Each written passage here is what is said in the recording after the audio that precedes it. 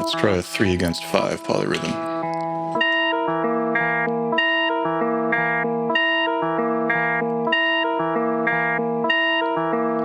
And let's bring in track 1 just for reference. Yeah, I like that. Let's keep going. Let's do 5 against 7.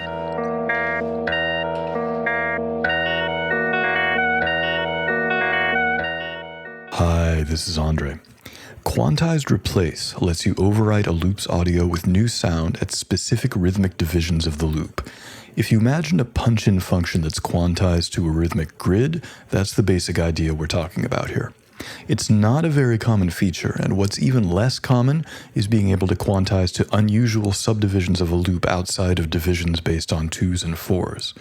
The Looperlative LP1 and LP2 do allow for this, and can quantize replace to any number of divisions between 1 and 16, along with 32 and 64 as high-speed bonus rounds. Now, a few videos back, we looked at using the ENSO plugin to dive into some J Dilla-style rhythmic feels, and that video was largely inspired by a post David Torn had made on his massive looping thread on the Gear Page forum. I mention that because this video is largely inspired by another post he made in the same thread a little later on, where he talked about the idea of being able to juxtapose different polyrhythms and time signatures against one another. Now, the LP1 has 8 different loops which can all be synchronized to the same length and timing. So the idea of this video is building up 8 loops, all of the same length, and using quantized replace set to different values for each loop to build up an array of polyrhythms that can be played back in countless different combinations.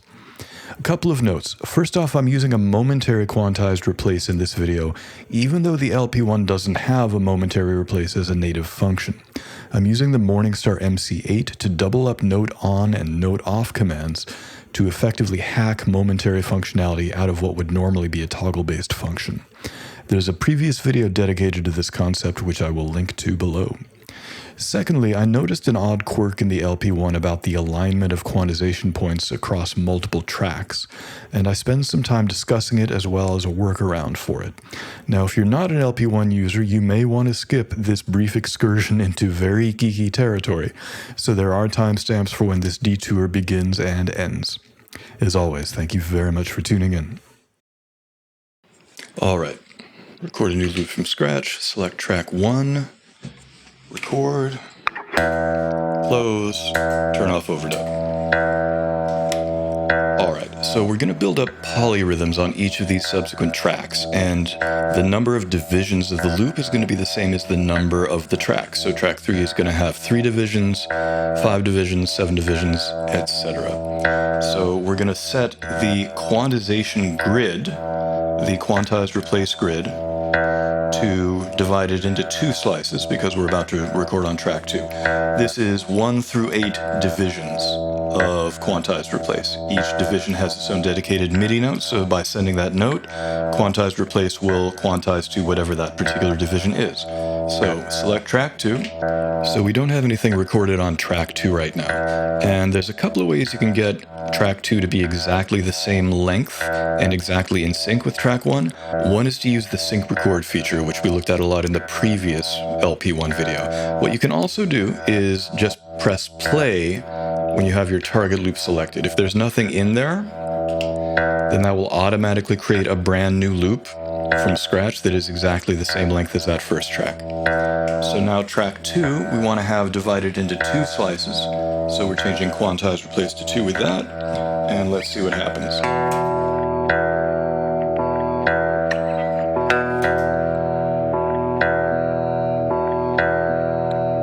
Alright, I'm going to turn off track 1.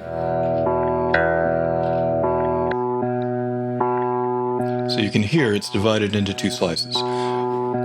But as you might notice, the downbeats are not lined up. I'm going to press track 1 again. And I'm going to pan these in the stereo spectrum just to make them a little more separate. Make it a little easier to hear.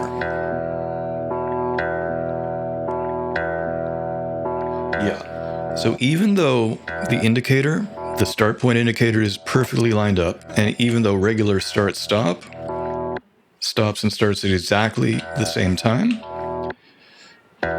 the start point of the quantization grid isn't lined up. And what I found happens is that the quantization grid takes the moment that you create the new loop as the quantization start point.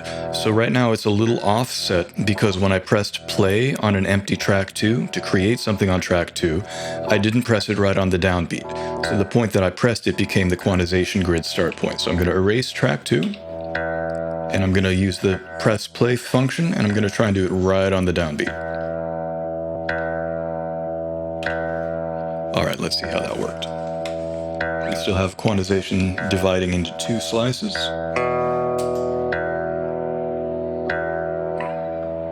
There we go.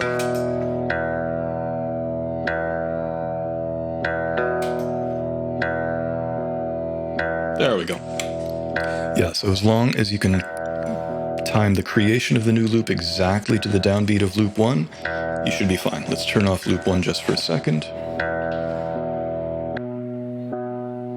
So that's track 2 with a loop that's been divided into 2 equal slices. And then we play track 1 again. All right, let's keep going with this. I'm going to turn off track 2. I'm going to select track 3. We're going to change the quantized replace subdivision, so now it's dropping it into 3 slices. Select track 3. Tried to time that so that it was the same downbeat. We will soon see if I was successful. All right.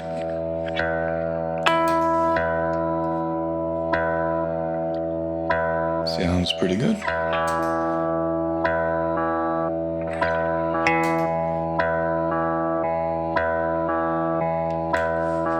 Good. 2, 3, 1, 2, 3. Good. I'm gonna stop that. Now let's go to track 4. This is going to be divided into 4 slices. Change quantized replace subdivisions to 4. See what happens here.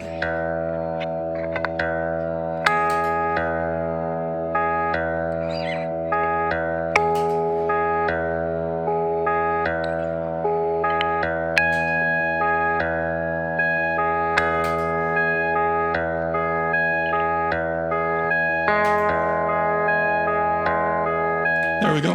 2, 3, 4. All right, mute track 4. I'm muting the earlier tracks just to make it a little easier for me to lock in with the timing so that I don't have a ton of polyrhythms happening at the same time while I'm recording. Maybe I'm cheating or wimping out, I don't know. Track 5, divided into 5 slices. Might have been a little late, we'll find out.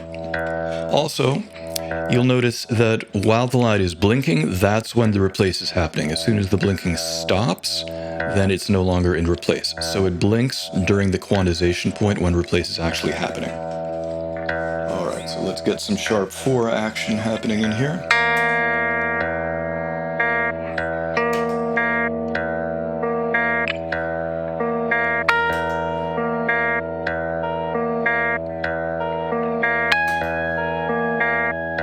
It's not a sharp 4, Andre.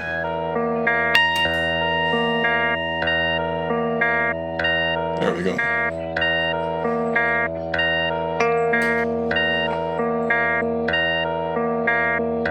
There we go. All right, stop track 5.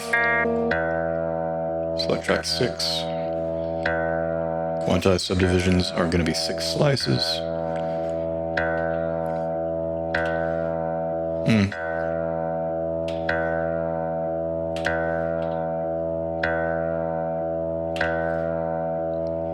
All right. Let's do major 7th.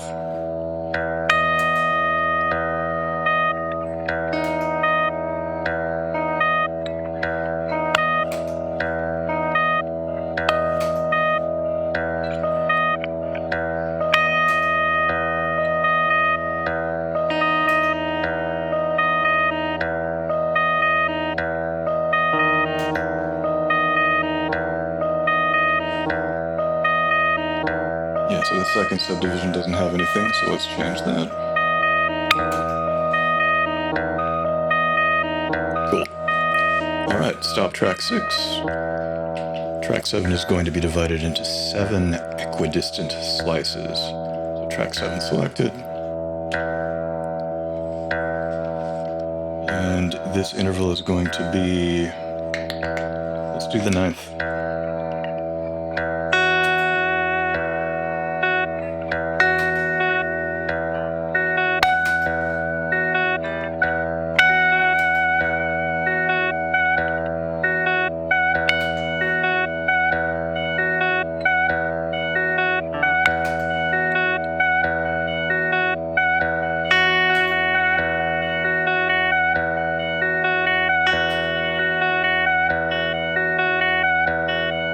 There we go. And stop track 7. Select track 8. Change subdivisions to 8.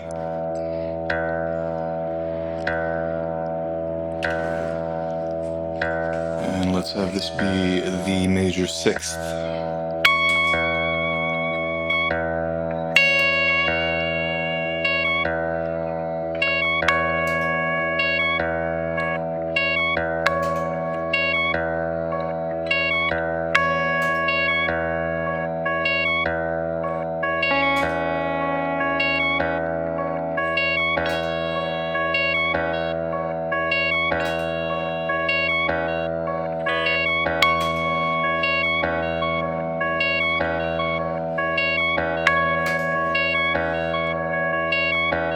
There we go. And for me, when doing quantized replace, part of the trick is to start replace right before the quantization period.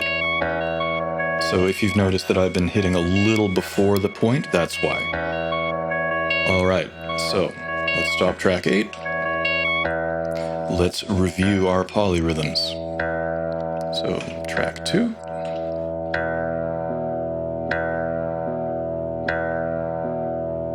Now let's keep those playing. Let's bring in track 3.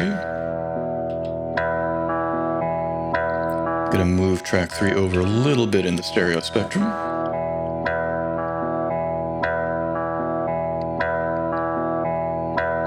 Cool.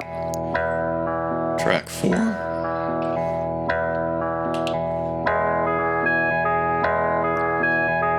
Move track 4 a little over yonder way. Track 5.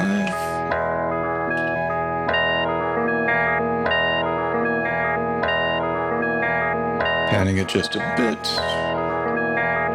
Track 6.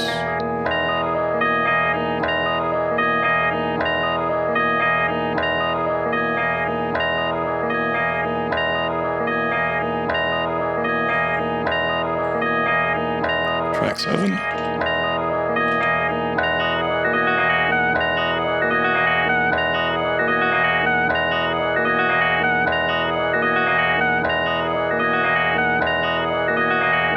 Track 8.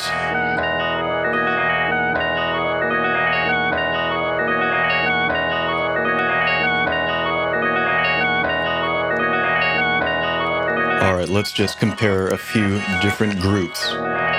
Let's hear 3 and 6 together. That should be a pretty constant polyrhythm.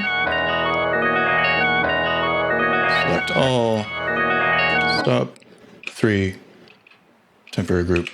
Brain overload. Play. Yep. Let's add track 2 in there. Oh, come on, Andre. Temporary groups are forever the bane of my existence, even though they're awesome. There we go. Let's bring track 3 in. All right, let's mute track 2. Let's get rid of track 6. Let's try a 3 against 5 polyrhythm.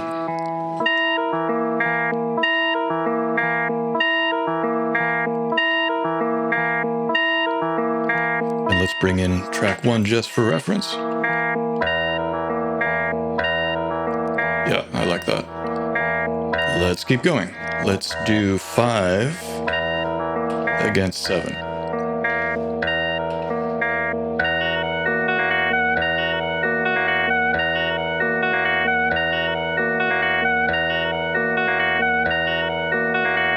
Let's do 7 against 4.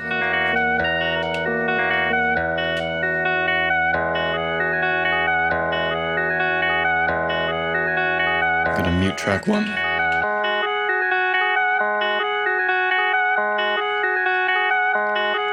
Let's do 7 against 3.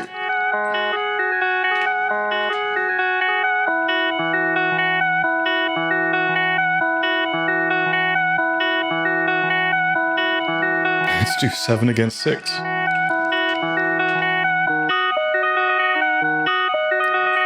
I want to move 6 a little over. There we go. Let's do 6 against 8.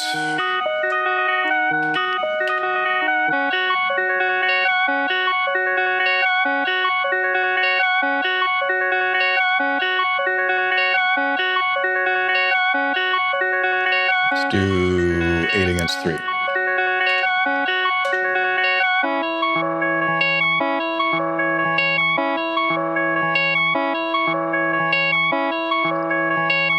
Eight against 5.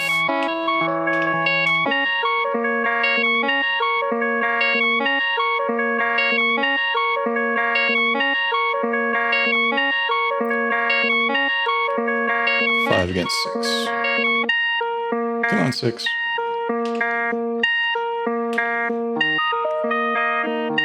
And again, I'm going to pan that a little over here. Yeah. Ooh, that's nice. Let's bring 7 in.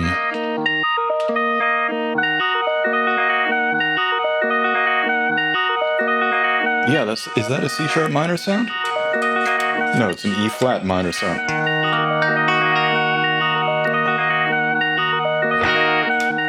Upper extensions of an E major 7, no, E major 13 sharp 11 create an E flat minor chord, apparently. I really like this. Let's add to it. Let's bring in 3. Gonna pan 3 over a bit.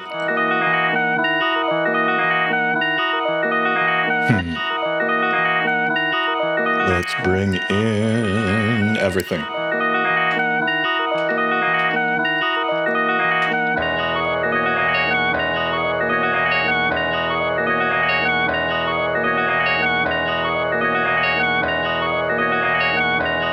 And let's bring things out one at a time, starting with the lowest number.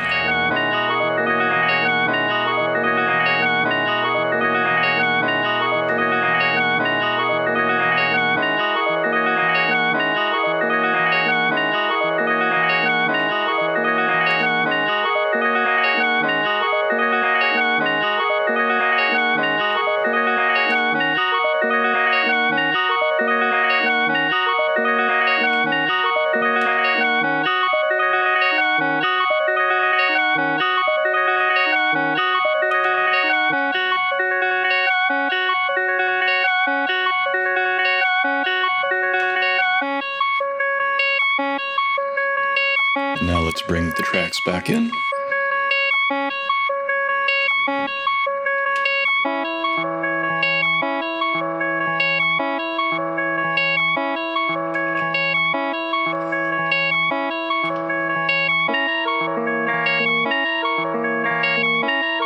I just want to hear 8 against 5.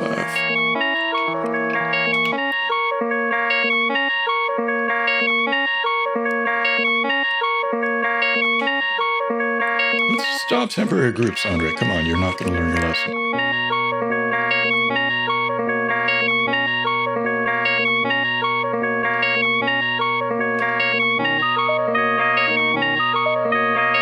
Pan track 6 over a little. There we go.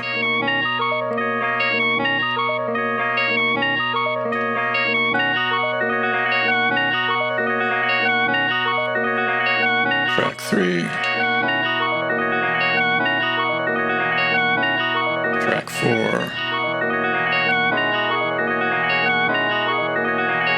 And let's bring our root in. And let's have our root be dead center.